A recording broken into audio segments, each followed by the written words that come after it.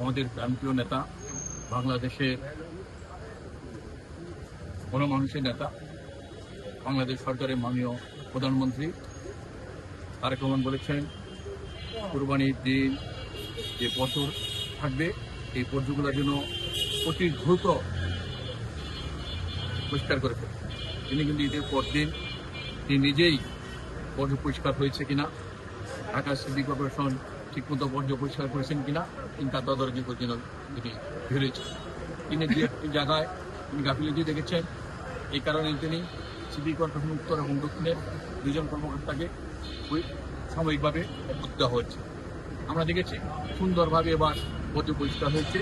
শুধু Dhaka city corporation নয়, বিএনপির প্রতিটা নেতাকর্মী তারেক রহমানের নির্দেশে যার যার এলাকায় বর্জ্য পরিষ্কার করার জন্য কাজ করেছেন।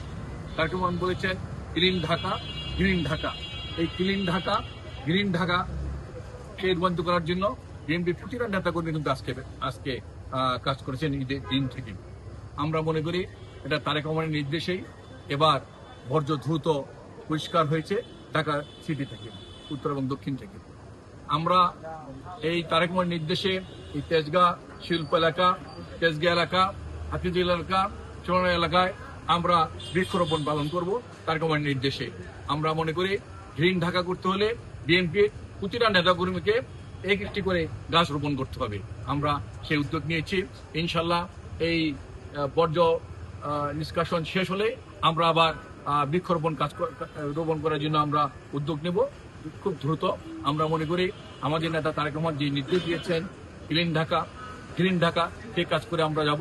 আমরা তারেক রহমানের হাতকে শক্তিশালী করার জন্য এদেশের জনগণকে, বিশেষ করে যুব সমাজ, ছাত্র সমাজ, শ্রমিক সমাজ, আপামর জনগণকে আহ্বান জানাচ্ছে আজকে দেশের বিরুদ্ধে, এদেশের গণতন্ত্রের বিরুদ্ধে, স্বাধীনতার বিরোধী যে চক্রান্ত করছে, ষড়যন্ত্র করছে, আসুন সবাই মিলে ঐক্যবদ্ধভাবে তারেক রহমানের হাতকে শক্তিশালী করে সকল চক্রান্ত সকল ছন্দ পুজো করে দেশকে সামনের দিকে এগিয়ে নিয়ে যায়। আজকে আমাদের সেই শপথ নিতে হবে।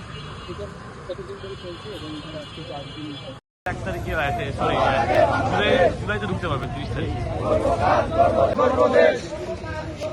সবার আগে বাংলাদেশ,